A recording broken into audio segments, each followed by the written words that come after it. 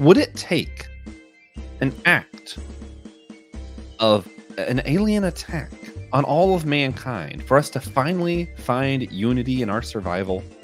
Well, guys, we're going to talk about that today as we discuss the 1996 film Independence Day, directed by Roland Emmerich.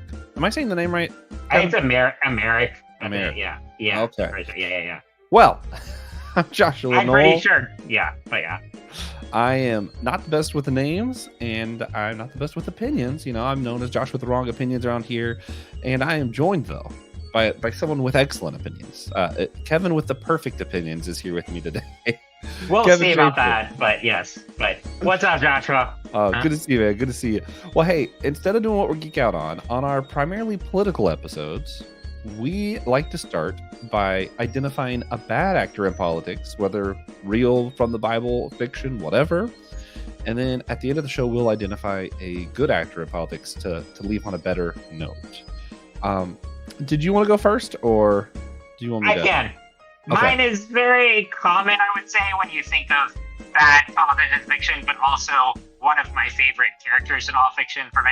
But Lex Luthor is my go-to just because, I mean, there's different versions, but especially, listeners of the show know that I've been watching Smallville all year for the first time, and I absolutely love Michael Rosenbaum's portrayal, and especially because now I'm getting to the point where he's turning to the villain side, and I just saw one of the best episodes, which was Lexmas, where he is it has this dream of what his life could be if he went the more noble path, and then you see a reason why he doesn't go that route.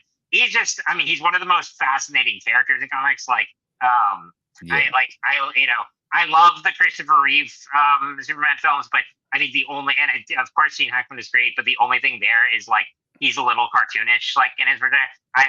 What I like about Rosenbaum's and Clancy Brown's in the animated universe, and then in the comics is there's this really fascinating allure to him where, yes, he is power hungry, but he also has this side of him where, in Smallville especially, he wants everything that Clark wants, like a stable family life and love and everything, but he's also terrified of losing the people closest to him, and that's why he has trouble with attachments.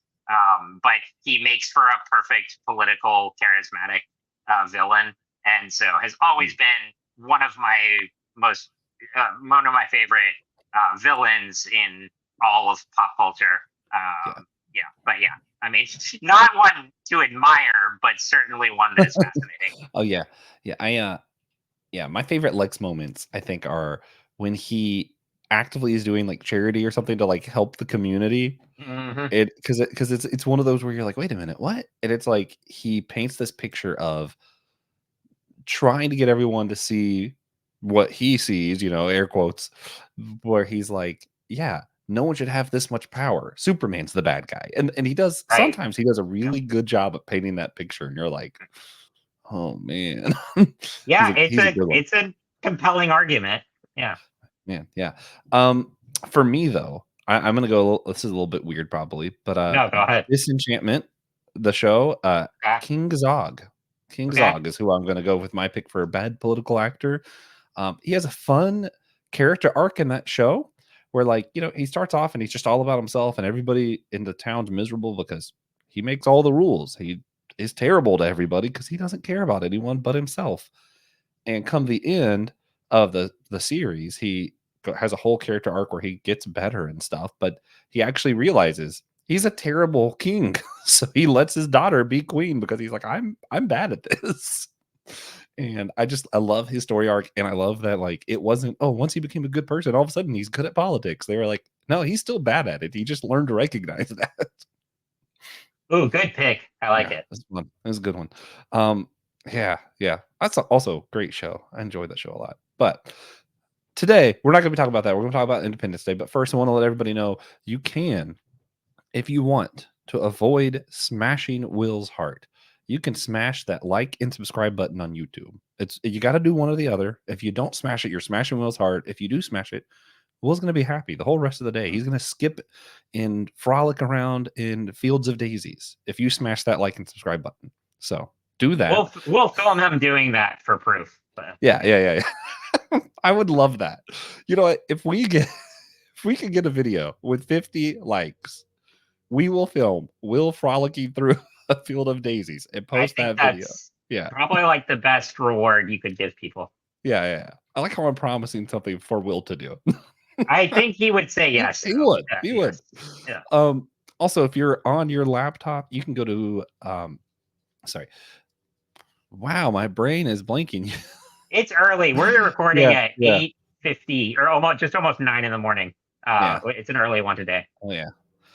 But Podchaser, what I was gonna say. If you're on your laptop, you can go to podchaser.com, rate and review us there. That helps the algorithms with people finding us. If you're not on your laptop, you're listening on an app. If you're listening on Spotify, there's a little 3 dots at the top of the episode or our show where you can hit that and hit rate this podcast and rate us there. Apple Podcasts, you can scroll down to the bottom of the description and rate and review there as well. All of that helps people find the show. So we appreciate it. Another way people support the show is financially, either on Captivate, uh, Patreon, or Apple Podcast again. And, that just helps us keep the lights on, upgrade our equipment, pay for hosting servers, YouTube things, all that stuff. And one of our supporters, Aaron Hardy, is only getting a shout out today. But next time, it could be you if you choose to support the show on one of those platforms. So, think about it. And also, one last thing, you can listen to other primarily political episodes. There's a link down below in the description where you can find all of this whole series of all the different episodes where we've talked about politics and our favorite fandoms, and just enjoy it. But today's, uh, I would say, is probably one of the less political ones of the series, which is kind of weird because the movie we're reviewing is Independence Day, but it's really just like an action film that borrowed the name to get the hype of the holiday. It is, but it also, I don't know. I'm prepared to talk about some interesting themes there. Yeah. Like for a giant B movie, I know we have some good questions to look at here. Oh yeah, for sure.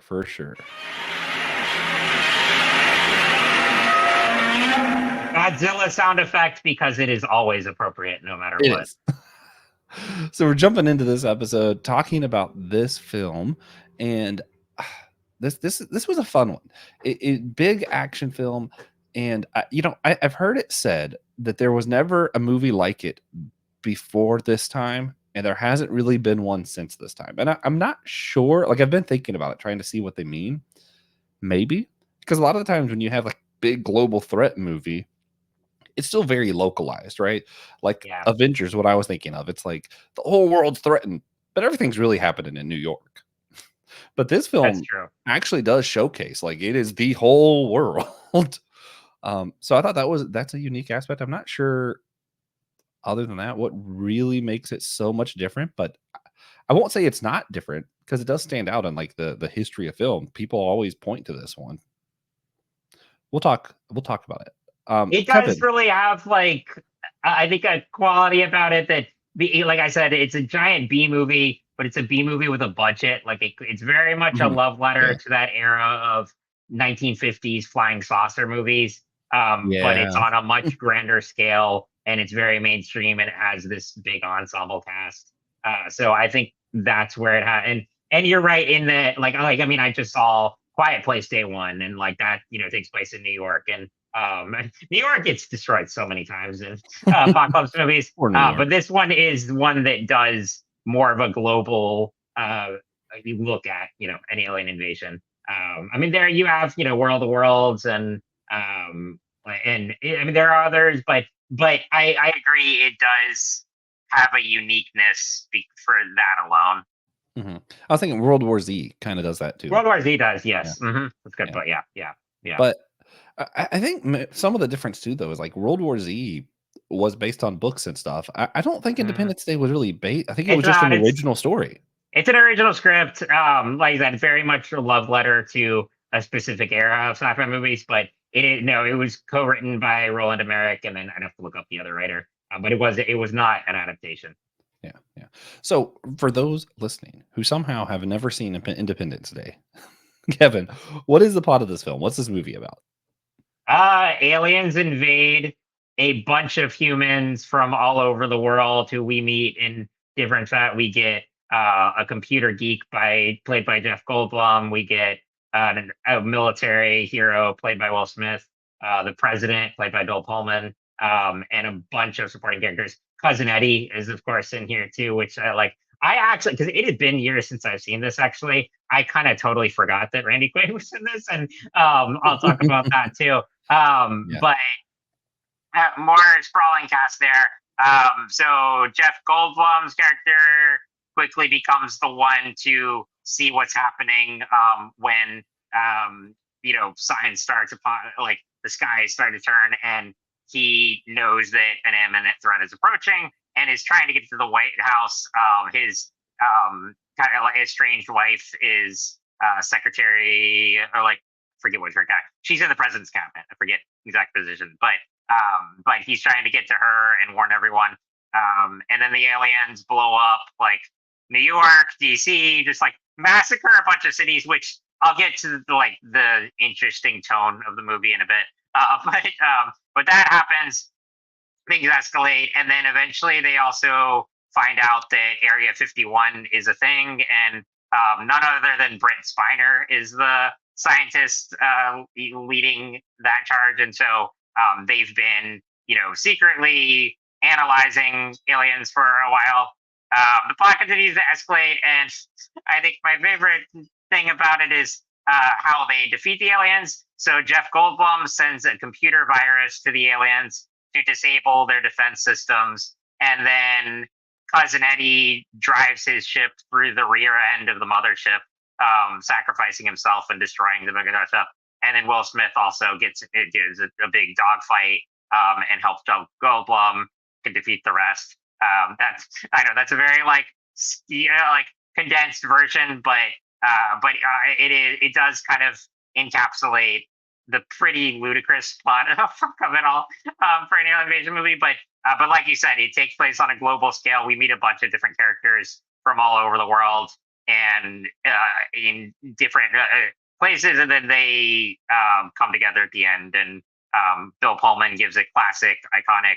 This is why it's such a July 4th movie, is because he gives this like roaring speech before a crowd of survivors, saying like, "This is not just an American holiday; it's our Independence Day, as we fight not against tyranny and oppression, but for our survival." And he gets the crowd going, and they save humanity.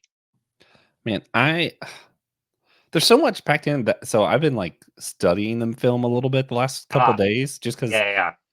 Well, really, usually I'm not a film buff like Kevin. So usually I'll look up a movie a little bit and be like, okay, cool. This is why they made the movie. And I'll Mm-hmm, just mm-hmm, move on with my life. This one mm-hmm. had enough interesting just like tidbits surrounding the making of the movie that I was like actually curious. Like I actually wanted to learn more about it. I think one of my favorite things, because you talk about that, the big speech Yeah, of and that's like, for I think that's like the iconic moment of this film. Like yeah, everybody yeah. remembers the speech Mm-hmm, of Independence Day. mm-hmm. Um and what's so crazy is it wasn't really scripted. So And I can see that too. But yeah. it was, so originally the president wasn't going to be just a good guy. They were going to have him be bad and kind of turn Mm-hmm, good throughout the movie. So the mm-hmm. original envision, they had Kevin Spacey's who they wanted for the president. And then thankfully that didn't work out. They got Lone Star instead. Yeah, thankfully that didn't work out. They got Lone Star. They got Bill Pullman to do it, and they realized he doesn't work as someone who is kind of a jerk that becomes better. He's Yeah, actually just kind of good. So we're gonna like make the character around the actor. So they rewrote the parts, and they forgot to write the speech. The way the story goes, they forgot to write the speech. At the day of filming, the director tries to rush over there to write it real quick, because on the script, all he just put a placeholder. So he just put asterisk, cool ass speech. That's all that was there. So Bill Pullman goes up and just delivers killed this. it. Yeah, Yeah. yeah. And supposedly he had been like, he got a CD collection of the top 100 speeches in the world. And he just been listening to it. And he was like, all right. It I'm just got up ready. there and did I that. love it. I And that love was the it. first take. That was the first take. They just were like, yep, he did it. That's all we needed. What's really funny is that like you mentioned like him his character, yeah, trying like they had like an arc in mind for him. And at the beginning of the movie, they say they like his ratings are really down. A lot of people are unhappy with, and I was trying to figure out like why do they not like him? Because he's like the kind of the ideal. I mean, like he like in his personal life, he's a great father and husband, and like he's a Mhm. veteran. So at the end of it, he joins the fight with them, and like I mean, maybe he just had just some political stress, and there is like some conflict within his cabinet. And I was why is he seems like the perfect leader to he's someone I would follow Oh, against an yeah. alien invasion. Like, yeah, Yeah. I'd be glad to have him there. yeah, yeah, Yeah. And then also what's crazy is the directors always wanted the movie to be called I think. I know that at least they did want it to be called Independence Day. And they kept pitching it, and Fox kept being like, "No, no one's gonna wanna watch that. We gotta come up," they kept turning it down, and it wasn't till they had this speech, they sent the film of the speech in to Fox, and then Fox said, "Okay, we can call it Independence Day." And I'm like, "Alright, he did it. He named the film in speech." It was I do. perfect. I Isn't it great though? There's so many stories of that where like there's so much studio pushback. They're like, this is never going to sell. People are never, and those are the ones that become like the most popular movies and most embraced culturally. Oh, yeah. Oh, yeah. Well, the other thing the studio did and this actually really shocked me because this is 1996, and in my mind, ever since I've been alive, it's one of those things like, racism exists, but you're kinda Yeah. like, it's kinda just put in the back of your head. You're like, "Yeah, it's whatever. It's not really a thing." Especially, it's just individual people here and there are bad people, but for the most part, everybody's not like that. Fox did not want Will Smith to be the leading actor. They did not believe people would come out to see a film with a black man as the leading actor. And the only reason they got Fox to let him do it is because they kind of explained, "No, it's like Jaws, the main actor are the aliens. It's the bad guys. That's why people are gonna come." And that's where the first trailer doesn't show any of the actors. It only shows the aliens. That's wild. And I'm that is so crazy. And this is like Will Smith's first big film. He'd been Yeah, in a because couple yeah, before. because it was before Men in Black, and yeah, Yeah. And it's just so weird because it's like, wait a minute. Will Smith? You didn't think people would come right. to see Will Would come to Smith? see that. Yeah, Like, yeah, come yeah, on. yeah, yeah. Yeah, so that was just there's just a lot in here that I was like, "What? This That's is I did not know the '90s was like that," you know? 90s is great, man. It's a crazy era. And Oh, yeah. I mean, and no, there was well, and I think like you said too, like as particularly as white men and as like as viewers, like we're not as cognizant as of stuff like that growing up, and then but it was rampant, and yeah, and I mean that's not that long ago that a studio was saying, oh no, people aren't going to go see that with a black lead, and it actually is one also just a really diverse cast as a whole, and Oh, yeah. has been widely celebrated for years and years.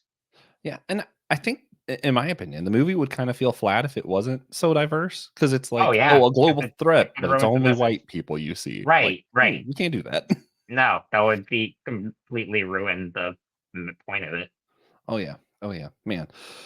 Whew. Alright, so you mentioned before there's a lot of themes that we can pull out of this to talk about. Mhm. What are some of the ones that you noticed that you think would be, like, some of the top themes of the film, if you just, like, list them off?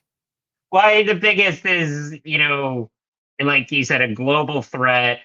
Would that, bring humanity together? And does that, and like, we've seen so many apocalyptic stories over the years. And like, I was thinking about, and this is a pretty optimistic view in terms of, yeah, aliens invade and I mean, of course, there's still tensions, but generally people do come together. And I think a lot, I brought this movie up on another podcast, but 1951's The Day the Earth Stood Still is very like it asks that question, but it kind of leaves it on an ambiguous note. It's a great movie, but that one is like the alien kind of gives this like ultimatum for humanity at the end and says like you need to come together, and there's kind of a like signal that people are willing by the end of the movie to like there might be an opportunity for that discussion, but they don't actually hear. You see them all come together. You see like this humanity really joined forces to face a global threat. And I think it is a little. I mean, again, it is a pretty lighthearted B movie, and it's like many ways more fantastical. So I think this is a more optimistic look at in an apocalyptic setting. I personally think, but to take a more Yeah. cynical lens, like I don't know that that would happen in today's world, and I think because I mean I think something like you look at like Walking Dead and other apocalyptic stories where there are still even in the wake of an apocalypse where humanity is threatened by something globally, there are horrible people and horrible ideologies will still persist. And I mean, I hate to say it, but we've seen it firsthand going through COVID, which was a like global threat. And in some, I think about that time, and I think it brought out both the best and worst in humanity. Mhm. Some people like really stepped up and started to care more for the people around them and wanted to keep them safe. Others took a inherently selfish approach and said like, this is ridiculous. I don't care about, people who are immunocompromised or the elderly, like they're gonna die anyway, blah blah blah. So yeah, Independence Day is a little more comforting of but Yeah. that's one of the biggest themes is that. What about you? What are some of the things that stand Yeah, out yeah, to you? yeah. Well, and to get what you were talking about too is that the film it makes it look like it was just a minor thing where you had a few like Yeah, hippies and yeah. people who came out that were like, "Oh no, what if the aliens are going to be nice?" and had welcome alien signs. But since you brought out COVID, that made me think of like, no, we literally had a man in the White House saying that this is no big deal while Yeah. thousands of Mhm. people were dying. They're dying. And Yeah. that's I think that's what would happen is whoever was in power Mhm, would act like, "Oh no, they're nice. They're here because they like me so much and you should like me too." Like they mhm, would be something mhm. ridiculous. And the other side would be like, "No, we need a real leader. We can't trust this guy." And yeah, I don't think we'd be united for that fight. As much as I would love, again, Bill Pullman being president and Yeah. having this team lead us, yeah, that is I it's a nice think fantasy. all of humanity should just agree now that if aliens surround the Capitol, we'll just let Bill Pullman become president for like a couple weeks. I fully sign Yeah. off on that. Yeah.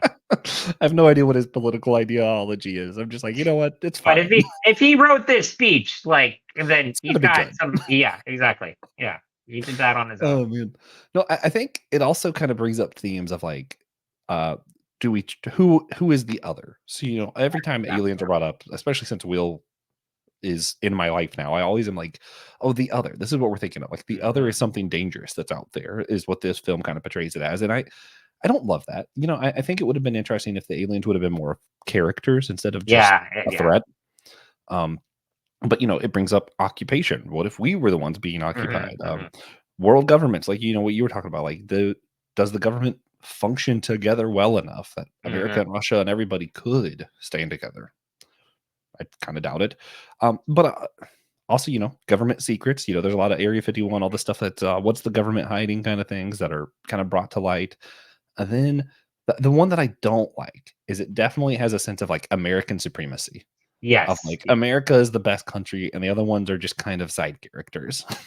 That and even with like the speech claiming that it's a about humanity as a whole, it's just quintessentially American. Again, solidified by the fact that Cousin Eddie drives his ship into the mothership and says "up yours," and I mean, it is just so and yeah, there aren't really any non-American characters that do a lot. I mean, they're shown, but they're not really prevalent. And I totally agree that the aliens are by far the weakest part of the movie. That's probably I know this is a lot of people's favorite, and but that's one of the things where like I said, I've seen it. I had fun rewatching it, but I was just like they could have done so much more here, especially with the budget they had. They just made the aliens so cartoonish and one dimensional. And I feel like there was a missed opportunity there to I mean, I know the focus is still going to be on the humans, but they could have explored more. Why are they invading, and what is their, and is there like friction within the, or are they all united invaders? Like it just it was disappointing that with the budget they had and with the scale of the movie that they just made these foreign octopus looking like 50s aliens. And yes, and I totally agree that it is like very America first and American supremacy, and I'm not as big a fan of that. I love my country, but I'm also like I know that's still a discussion too about like I think rampant patriotism is dangerous, and I Mhm. don't think we are meant to like especially as Christians, I don't think we should have like that much allegiance to one country and see ourselves as better than others. Like you can love that you have the freedoms here, but I really hate the narrative that like, oh, we're supreme, we're better than others. Like we have, I'm like, no, we're like we should like and it is weirdly contradictory to like the supposed intention of the movie that is like trying to be more about humanity as a whole, but it is very quintessentially American first. So yeah, I totally agree there. Yeah. I yeah, it's one of those like, even the speech, as cool as it is, as much as I love the speech, it does kind of have this like America's awesome, and we're so awesome that we will be generous enough to let you join in our Yes, holiday. Yeah, you yes, can have our independence too. Yeah, yeah, like, and and it's again, like I love the speech, but it is kind of like, I right, don't know. and a lot of other countries have also faced tyranny and oppression and seceded too. Like we're not the only one. Yeah, it'd been interesting to remake this movie, but France is the one talking about independence, Right, and France, right. That would the be French something. Independence Day. Yeah. Hey, Oh that man. would be cool. But Um, yeah. yeah, but for my money, since I didn't get to do the episode on it Hmm. yet, Newsroom is one of my favorite series, especially because of Yeah, the yeah, yeah. very first Mhm. episode, the Yes, speech that that Will monologue. Oh gives, my gosh. that is like for me, that is like if you had to sum up my patriotism, because I'm still consider myself a patriot, Sure, but sure. it's like this is the speech that kind of encapsulates how I feel about it. Um, Well, and uh, I think like with patriotism, like I love that speech too because it's saying that if you do care about your country and the people around you, you're going to want to address the problems within it too. yeah, yeah. I'm gonna read part of the speech Go from ahead. Newsroom because yeah, just like in contrast because I think the speech in this film does a really good job of like, hey, we can come together, we can be united. America's awesome, and so can you. Um, so in this, they're asking like, what makes America the greatest country in the world? It will eventually, he says, it's not the greatest country in the world, and he goes, it. He talks about the NEA costing us money, hitting us anytime it wants. Um, and then he goes to, why people don't like liberals? Because they lose. If they're so freaking smart, like they act, how come they lose so GD always? And he goes, and then the straight face looking to the right, he goes, you're going to tell students America's so star spangled awesome that we're the only ones who have freedom? Canada has freedom. Japan has freedom. The UK, France, Italy, Germany, Spain, Australia, Belgium, 200 7 sovereign states in the world, like 180 of them have freedom. And he goes on and he just keeps going on this list. He's like, we're not the best at this. We're not the best at this. We're the 22nd in science. We're the 27th in math, the 49th in life expectancy, 178th in infant mortality. And he just listing all the stuff off that we're not. And he goes, none of this is the fault of a 20-year-old college student, talking about the person who asked the question. But you, nonetheless, are without a doubt a member of the worst period, generation period, ever, period. So when you ask what makes us the greatest country in the world, I don't know what the hell you're talking about. Yosemite? And then he eventually goes on. And I think the thing that gets me, he goes, America is not the greatest country in the world anymore, but we can be. And I think that's what it is for me. He's like he lists all these things that like we're striving for. We're not the best. He lists at one point he lists like what we used to be. We used to be the best at a lot of these things. And he goes, we're not the best right now, but we can be. And I think that's what make for me that's what I love about America is that we have the potential to do pretty much anything with just how our laws and everything's structured. We have the potential for anything. And that's what I love. I know that right now, it kinda sucks. Like, a lot of, like, our politics are awful right now, but we can be great. And I think that's where that speech for me is where I identify more with that than I identify with America's great and so can you. Oh, I agree. It's one of the I mean, I mean, I love a lot of Aaron Sorkin's writing, and that is one of the most iconic moments in his He is career. good. But it is because it's like and I like what he said there too, because it's not an entirely cynical speech. It's saying no, we have a lot of issues and we have been great, but this is what's holding us back right now, and we can be, but we have to work toward that. Yeah, yeah, and it's I guess if I were to break it down, and just breaking down both speeches, the Independence Day speeches, we have a thread. We can come together. America's awesome, and so can you. Mhm. That's kind of how I'd break the Independence speech down. If I had to break this one down, it is we're not the greatest. We once were, and we're polarized is why we're not. He kind of points to that. He says, but we can be the greatest again. And for me, that's more inspirational than we're awesome. Let's keep being Right. awesome. I agree. I agree. But I do still love this film speech and the way where it's placed. I think having a speech that's really honest at the moment in the film that this happens would not be helpful to come out and be like, "Hey guys, we have a lot of mistakes right now." Like, no, listen, we're being threatened by an alien attack. Let's Right. forget You all kind that of and just have to come together. go. Yeah. Yeah. Yeah. Yeah. No, So I think the speech does the job. it does. Yeah. Yeah. Yeah. Yeah.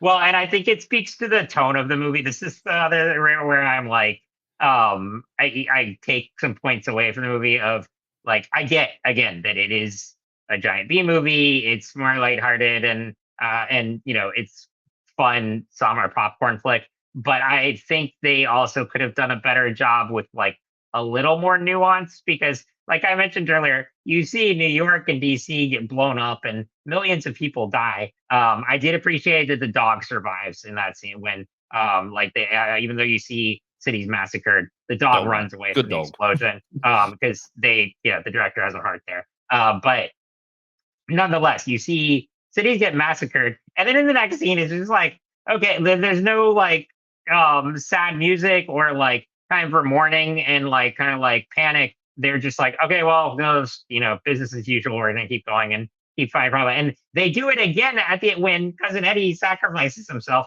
Sorry, I know his character's name is Russell, but I'm just gonna call him cousin Eddie. And I know that I mean, they that's fair. cast him for that reason. Oh, but he sacrifices himself and everyone's cheering. The music is still super upbeat. They don't have like because normally like when it's an honorary sacrifice, there's still that somber tone there where like, oh, he's a hero, and like and they cut to his son in the like right after, and he doesn't cry or anything. He just like he's talking with the general, and the general says like, you should be proud of your dad. He's like, I am, like I mean like he looks down at one point. So I'm like, all right, you can still have a like fun, ridiculous B movie, but also have nuance and Mhm. have sadness at the right moments. Because like a ton of people die in this. It just doesn't Oh feel yeah. like the impact of that is felt at all. Oh yeah. Well, so I told you I've been like doing random research on this film. Yeah. Part of that, it really interesting of why part of that happened was originally it was not it wasn't Cousin Eddie's character that flew into the ship. Okay. It was a random Asian character. They Oh just were God. gonna have another country's person come in and like end it. Oh God. That's terrible. And apparently it just did not sit well with audience reviews and stuff. Yeah. This got changed. They refilmed it and sent the stuff back out 2 weeks before it got released. And that was before they had digital copies of stuff. So they were taking the canisters and having UPS have to resend the film out 2 weeks ahead of time. And just like reading about that stressed me out. I was like, "Wait, what?" I There's that's oh no. it's amazing how many like the biggest, most successful movies came together at the last minute possible. I mean, Star Wars, of course, the original, like New Hope, has like so many. It was one of the most disastrous productions in history, and like it's It's a amazing. miracle that it can be. I know. Like, I mean, That's like crazy. to the point where like the cast was like thought it was gonna flop. I mean, yeah. But yeah, that is. But I mean, I am so glad they avoided because that would have been horrible to just have like a Some minority random person. character. This is a random like baby is sacrificial like that. That would have been awful. Well, But also, it yeah, would have made this character's arc not an arc. It would have just been pointless exactly. to Yeah, have the yeah. character in there at all. because No, like and I like that he has an arc too. I just wish that yeah, they had given it more emotion there, like and let him, his son mourn a little oh bit yeah, and while also being proud of his dad. oh yeah, yeah. There's so much more they could have done with it. Yeah. Um, it's one of those where his story alone was actually really good because Yeah. he starts off and he's the crazy person in the bar who thought he was abducted Mhm. by aliens, and then all of a Mhm. sudden seems a lot less crazy, but he's already had like all this PTSD from the war and from maybe being abducted by aliens, and Right. he's an alcoholic now. He's got all these issues from his past, and his own family, his whole life just thought he was crazy, thought he was whatever, kind of Mhm. discounted him, and in the end, he's finally able to be the hero, and you just kind of have a all right, moving on. I was like, wait a minute, we Yeah, had I was this. like, That's a "No, really cool let arc, and let you it just linger you here a little bit." But yeah, I guess that makes sense knowing that that was put together last minute, but maybe if they'd had more time, that would have been a little more touched on. I don't understand why they didn't think of it sooner. Yeah, yeah. Like It just makes it's just so perfect weird. sense. Yeah. Yeah, yeah, yeah. Oh man, but yeah, there's so many just fun things in the movie. It was a lot of fun, and I Yeah. try to keep in mind that they weren't trying to make a nuanced film. The point of No, the movie I yeah, was yeah, yeah. would humanity unite? Mhm. That was the point. And especially now with all the TV shows and other films, and like film has taken a different direction since the Mhm. 90s, where Mhm. now we do expect this level of nuance. We expect our characters to be more three-dimensional. We expect more out of our storytelling, I think. Whereas at that point, especially early on special effects, and you can look at Star Wars prequels at some of this too, where we Mhm. just kind of expected cool fighting scenes and yeah, have some story so we know why they're fighting. you know? Mhm. Mhm. Mhm. So I It's think true, but what's interesting is that yeah, I mentioned Men in Black earlier, which I mean that I could do a podcast on any day, one of my all-time favorite movies. But we're that doing is that. okay, perfect. Because like 1 year later, and I think that's still like for having been made in the '90s, like it could have just been like just a kind of like dumb sci-fi comedy, and it is one of the like smartest, like more nuanced. Like I mean, they like both Will Smith and Tommy Lee Jones character journeys, but also like the inner workings of the Men in Black agency, and then with the aliens too. Like you get to see there are different factions and there are different civilizations, and it like for I mean it's just over an hour and a half I think, and it's amazing how like just nuanced, concise it is, and how much is packed in there, and it doesn't feel overstuffed. So that's why I mean I love that movie, and it is like that could have been. I feel like in the hands of a lesser writer or director, it could have been so much just like worse or forgettable. But it is just it holds up so well and is so good all these years later. Oh yeah. Oh yeah. And I mean they still try to do sequels and stuff, Men in Black, and Yeah, to differing levels of success. sure, Um, sure. I actually this is random, and we'll talk about this later when we do a Men in Black episode. But the Yeah, yeah, yeah, Universal ride Men in Black, I still love it. yeah.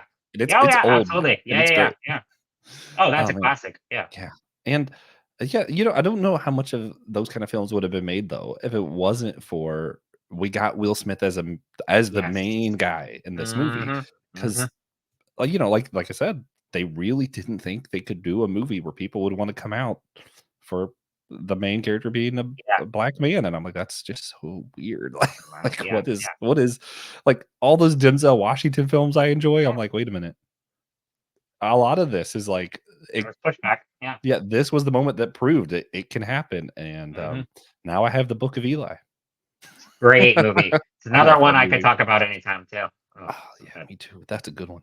Yeah. But for this movie, Independence Day, if you had to rate it 0 to 10, everything we talked about in mind, where would you place this film? I think I'd give it a 7. I mean, it's still like it's very fun, very enjoyable. It there's some things that haven't aged as well. And it is like some of the cheesiness just gets like a little too much. And again, I think like I even though it is like yeah, it's cheesy and stuff, I still think they could have done a much better job with the aliens, both in terms of aesthetically and from a like looking at their civilization as a whole. Again, it wasn't the focus, but they could have done something there. But it's still a really fun time. It's not my all-time favorite, but the appeal is still there all these years later, and it was fun to rewatch. Yeah, for sure. I there's so many of those like just cheesy like and you'll never see Earth again. And that's how Earth does it, like random lines. And Oh what's yeah. funny about that though is like a lot of those lines were that was the only part scripted and all the cool stuff around it was just improv. Like they were showing like how Yeah. much was just improv by Will Smith, why can't it Jeff Goldblum and the Mm-hmm. other guy? And it's like Mm-hmm. a crazy amount of the film was literally just improv. Will Smith, whenever he's dragging the alien through the desert, they had one Yeah. line scripted for him there. That whole rant is just Will Smith That's awesome. being Will Smith. Like I love it. Um, but yeah, man, this is tough because Yeah. it's a really fun movie. Like I don't want Sure. to give it a Sure. bad rating because I'm like I love Sure. watching this. Sure. And for a while growing up, I remember there was like a week or two where every day either this or Braveheart was on the TV. For some reason, my Oh yeah. dad loves these movies. Uh-huh. Uh-huh. um, and if I had to like pick a movie to just be on in the background, this is an excellent pick because there's not a moment that I'm gonna look up and not be like, oh, that was cool. Yeah. Mm-hmm. Mm-hmm. But the plot really isn't the best plot. A lot of the themes fall a little flat now, especially with like we know the world wouldn't be that united, and America's really not the greatest as you're acting. And why are these aliens just attacking? So there's a lot of stuff that's kind of detracting from it for me. Yeah, I think seven's probably good. Maybe eight, 7 or 8. Yeah. I'll go Yeah. Yeah. eight to Yeah. be Yeah. nice. Sure. And it's like, and Yeah, it's also like when I rate stuff too, I think about it in context. I'm gonna rate this differently than I would, a big Oscar masterpiece. But like, yeah, but for a B movie of a big scale, yeah, it's good. I think it's like it's entertaining. It does what it sets out to do. yeah, Yeah, but yeah, yeah. So for me, my rating system, like in my head, is like it's comparative almost. So yeah, like yeah. a 10 isn't perfect, but it's like the best movie's a 10. Hmm. So if Hmm. I'm doing 0 to 10, for me, zero is going to be like the Twilight movies because I really just don't like those or The Hmm. Hmm. House. Yeah, Um, and then 10 is like Indiana Jones, Captain right, America, right, Winter Soldier. And right, I'm like, right, right. and I'm like, if I'm putting this in context of like all the films I've seen, I'm like, yeah, it is not as good as Indiana Jones. Sure. Like, it just Right, I right, can't. right, right. But it's it is still pretty good. Like, it's better than an average movie. Like, if I Yeah, was to go on sure. Netflix and just pick a random film without looking, I'm probably not going to enjoy a random film Mhm. more than this. Sure, sure. So yeah, so I'll put it over 5 at least. Yeah, So yeah, I'm thinking absolutely. seven's probably solid, 7 or 8. Yeah, sweet. Yeah. All Yeah, right. So with that, we'll move on. We've already talked about some of the themes, but I want to go a little bit deeper into it. Do you think that a global threat, like what's brought up here, actually could unite the world? I mean, we kind of already mentioned it, yeah. but other than just like the COVID example, because I mean, like that's one where it's like not Mhm. as in your face. Yeah, yeah. Here, you see a giant ship over New York. Mhm, They mhm. couldn't deny that it's there.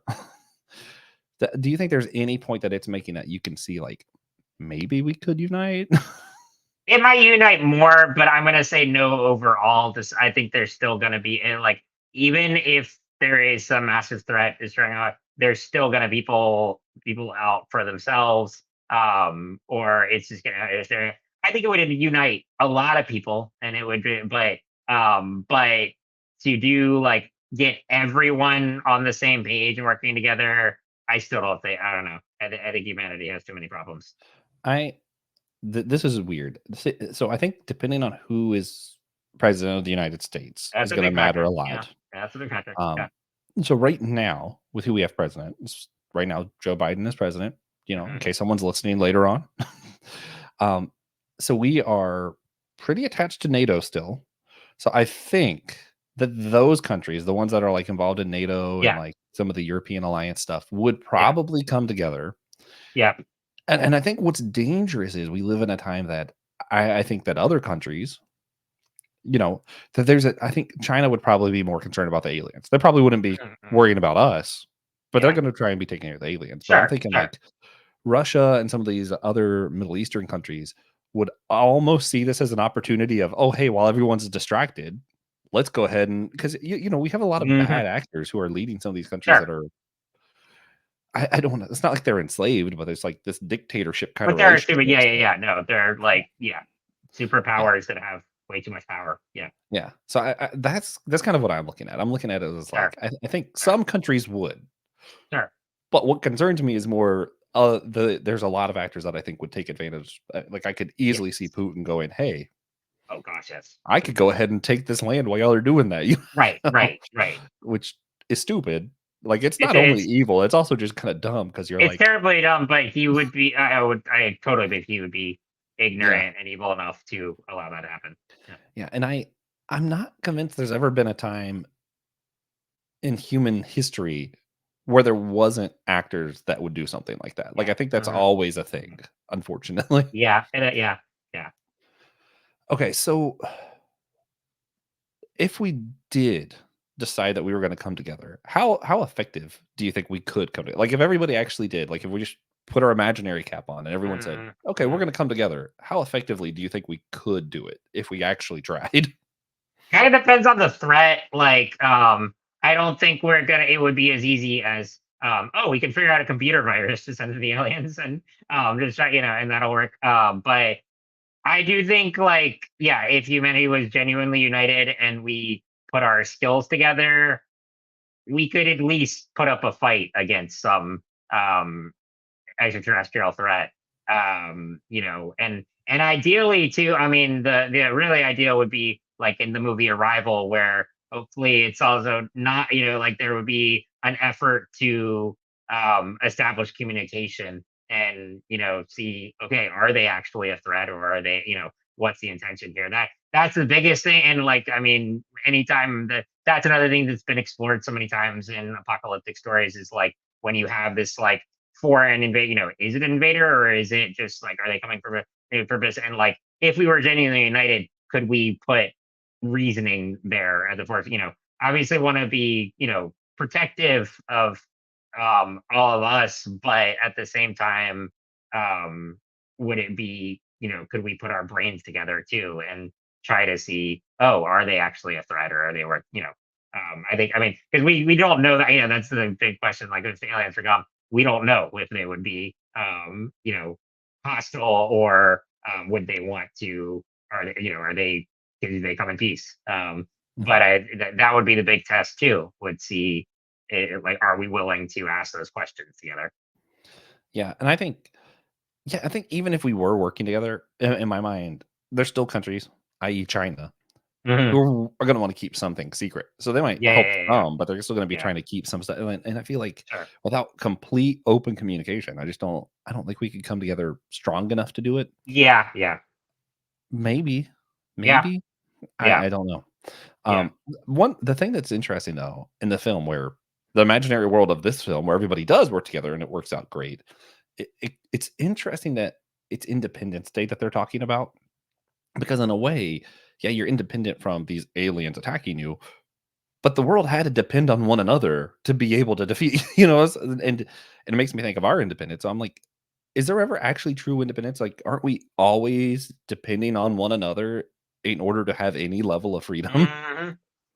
Oh, and that's something too, like from a disability angle, I've written about so many times about like, what does independence mean in that room? Because like, I am someone who, I'm always going to need other people to bathe and dress me, and I depend on community, and like, and I don't think that's a bad thing. I like having like a team of caregivers, and my family and friends, and having that support.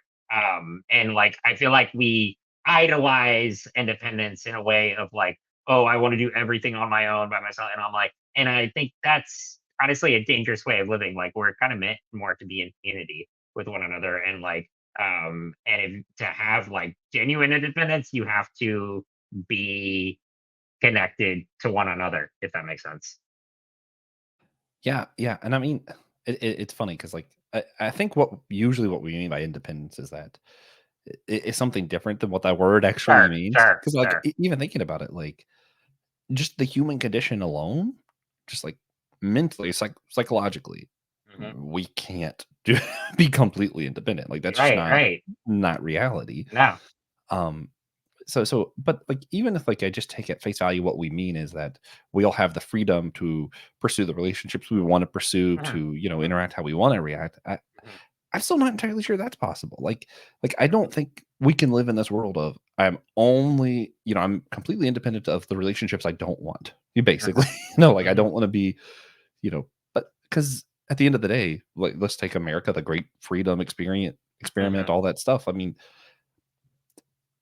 Republicans are dependent on the Democrats in the office in the Senate and the House in order to get anything passed, and vice Right, versa. right. Uh, and that is the only way the system functions. Mhm, Otherwise, what you end up having is one group is completely free and the other one is subject, like mhm, subject to the mhm. other. And Yeah. like in order to have the kind of freedom that we're talking about, there's a level of dependence on one another that even those that we consider the other that we might not like, that Mhm. has to be stable. So you get to have some kind of stable dependence on one another in order to have that kind of independence that we're actually talking about. So I think it's kind of one of those weird both and things. Oh, I agree, and it's just like, yeah, and you're totally, hit the nail on the head. That word we think of differently than what it actually means, and I think if we really look at it more, we could kind of come to that conclusion. Mm, yeah, yeah. So all this in mind, we talked a lot about Mhm, like leaning on one another, whether or not we mhm, could become united. What does independence mean? The last thing I want to talk about, just since this is a Christian podcast, um, and you guys, I lead another podcast. It's all about church unity. mhm, It's mhm, the whole church podcast, and we've been kind of going through this experiment and talking to people and figuring stuff out. Part of what's interesting is so in the Bible, there's one prayer request that Jesus has that we can be a part of answering. Only one. mhm, And it's mhm. where he asked the Father that they be united as you and I are united. And when you Mhm. think about the Trinity, that's pretty darn united. Yeah, yeah. um, and even more so, Jesus says that the church will be known, or his followers will be known for their love for one another. Mhm. And I think that gets to part of what we're talking about is like the world. It's so actually difficult for the world to come together for anything, even a big Right, global threat. right. That the church should stand out because we're coming together without that. Mhm. I don't think anyone listening is going to be like, oh yeah, that's totally what I know the church for. Like I think we're all pretty like, yeah, that's what we hope the church would be known for. But right now, it's not. Mhm. I still wonder though. Do you think it would be easier for the church to come together at a moment like that than it would be the rest of the world? That's okay. I think in some ways, like maybe even more challenging. I mean, and like you said, I would hope to have like, but also it was interesting because like my pastor was just talking about this the other day. Like she brought up an example of an African pastor who was in this meeting and like in after apartheid had ended, but there were a lot of people in the room who had either supported apartheid during the time or had remained silent, and he didn't want to be in the same room, and and but it led to a moment of reconciliation where him and I think it was someone, I can't remember the story exactly, but him and someone else called everyone out on it, who said like, this is not acceptable, like racism has no place in this, and we have to, and like we can forgive each other and we can move forward, but this has to be a like, no, we cannot have this part of it going forward. So I think on that end is, yes, unity, but you can't sweep things under the rug either. Like so for a lot of the reasons there are church divisions, like whether it's like hostility or like people in a certain church like being antagonistic towards someone, like pride, all these things that get in the way. You do have to confront and reconcile with those things and put them away in order to have true unity. So that's Mhm. something that I've Yeah. been reflecting on and looking at a lot, because like I think I used to be more in the mindset of like, oh, let's just all come together, like, like just put aside each other's differences. Yes, that sounds idealistic in fashion, but the reality is you do have to, like, I don't want to be, you know, necessarily working with someone who is perfectly okay with racism in the church. Like, I mean, that's not that's antithetical to scripture and to the gospel. So that's a big part of it, and I think that's why it's challenging. So I think it can Mhm. be achieved, but it requires work. Yeah, and I think to a degree we have to determine like when we say the church, we usually what we mean is like capital C, like all people Uh-huh. who are Yeah, Christian. yeah, yeah, yeah, yeah. And I think it's just unchristian to be racist, for example. Right, So right. I think there are some things that's like that just kind of put you outside Mhm. of not that the church can't be accepting, but it's just kind of Yeah, yeah, that yeah. is not Not Christian. condone, So yeah. not condone it. Yeah, Yeah, so yeah. yeah, So yeah. that's one side of the conversation is really difficult. And then there's also there's a difference in my mind of conformity and unity. Um Right, right. uniformity and unity, yeah. And I think ironically, I think Ukraine has showed us a really great example of Yeah. this where Mhm. and this actually really you could overlay this to the same thing happening in the movie. So in Ukraine, there's a lot of Christians who are just war theory. That there are certain things of occupation of things that like Mhm, by mhm. fighting this war, we're actually saving more lives than we're taking, which makes it worthwhile and something that is still Christian to partake in. And then you have Christians who are like, actually, yeah, no violence under any circumstance. They believe complete pacifism. And what you see is they don't stop having these conversations. If you look at the church in Ukraine, they're still having those talks. But in practice, the pacifists are doing the best that they can to help the soldiers, help everyone who's there by growing food, by supporting them without doing any violence. And it's like, oh wow, that's really powerful. And then you have those who are still willing to go out and fight because that is their conviction.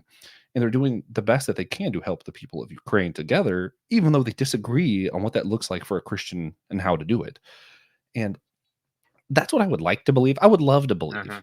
that if aliens attacked the entire world and we were all under threat and we didn't know why we were being killed, that the church could have these conversations of, hey, I disagree with you on how you're handling this, Mhm, mhm. but still able to work together enough that we're helping the world more than we're polarizing the world. Yeah, absolutely. But, maybe that's just more of a hopeful look. But I And like to I believe don't it. well, I didn't think it's good to be hopeful. Like, I didn't like, even though we've had some like, I don't know if this would be realistic. You can still have like an honest answer, but also be hopeful. That's vastly important. Yeah. Yeah. All right. Well, did you have anything else you want to add as like far as the themes or anything else with this movie before we wrap this one up? I think we covered the Manta. I was It's a kind of great movie. surprised we got like, I mean, like for when we were doing this one, I was like, oh, that would be interesting. And I'm like, I rewatched it. I'm like, oh no, there's a lot to unpack here. And it's good. Oh yeah, man. It's a fun one. Oh, and it's always fun Yeah. just talking with Kevin. So, Oh, this is a blast. oh yeah, Enjoy ready talking with to you. wrap this one up though. Let's do it. And great sound. But as we're wrapping this one up, I mentioned before we started with identifying a negative political actor, someone who's a bad political actor, either real life, biblical, or fiction. And we want to end by identifying a positive political actor. Um, you went first last time, so I wanted to go first this Go ahead. time, Yeah. and I'm stalling because I'm trying to remember the name of the president in Air Force One, the Oh, yeah, yeah, yeah, yeah, Harrison yeah, yeah. Ford. That's a good one. Yeah, yeah, yeah, yeah. One. I don't remember his name either, but I know, yeah, exactly what you're talking about. Yeah, he's just in my mind. He's the president. That's what do you mean? Yeah, yeah. President James Marshall. There it is. Okay, yeah, yeah, yeah, yeah, yeah. Yeah, I love him just because, like, even though we don't see a lot of his politics in the film, Mhm. you see that he's the kind of person who's willing to step up and lead by example and Yep. take action, and Mhm. that's the kind of leader that I can get behind, and it's Harrison Ford. I love Harrison Ford. Yeah. So, Oh, yeah. Can't go yeah, wrong there. I'm going with him. Very cool. Nice. Alright, what about you? Well, I will go for a real world one today. One a politician who like I like putting politicians on pedestals or anything like that, but just one I genuinely admire. Her name is Senator Tammy Duckworth of Illinois. She's a disabled veteran and she's been a big proponent of airline accessibility and just like healthcare access, a lot of things. And I just really admire her and her story. So she's the kind of person I hopes not only stays in politics but continues to advance because she's a leader worth admiring, and I have a lot of respect for her. Man, yeah, that's awesome. There's yeah, yeah, and part of it is because and we're gonna move on, but the top tier jobs, I think you truly have to be crazy to want them. Like, you have to be crazy to want to be president. Yeah, yeah, So, I think a lot of the good actors are maybe ones that sometimes get overlooked in yes. politics because 'cause they're Mhm. not going after the crazy jobs. They're just, we're local They're just politicians doing they're there, good yeah, stuff. Yeah. doing work on behalf of their state or their constituents. Yeah, Yeah, it's great. It's great to hear stuff like that, and yeah. But with that, we are going to go ahead and start moving on towards the end of this episode. We want to ask everyone, if you can, to smash that like and subscribe button. Again, you want to see Will frolicking in daisies, so you got to smash those buttons so we can get that video up on We're gonna YouTube. make that happen eventually. Oh yeah, for sure, for sure. And I just can't forget about it. It's so funny. But also, if you're on your laptop,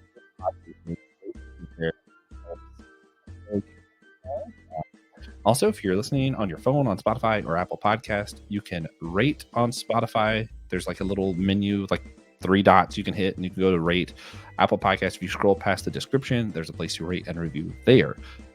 We always like to shout out one of our Captivate Patreon or Apple Podcast supporters. So big thanks to Aaron Hardy. This time, you rock. We really appreciate you, and we appreciate anyone who's considering supporting us on one of those. You guys rock too, and you will get shout out in the future. Remember, again, this is part of our primarily political series. So if you want to hear other episodes we've done about politics in our fandoms, you can hit the link that's down below in the description. And of course, we need you to do one very important thing for us. And that's to remember that we're all a chosen people, a geekdom of priests.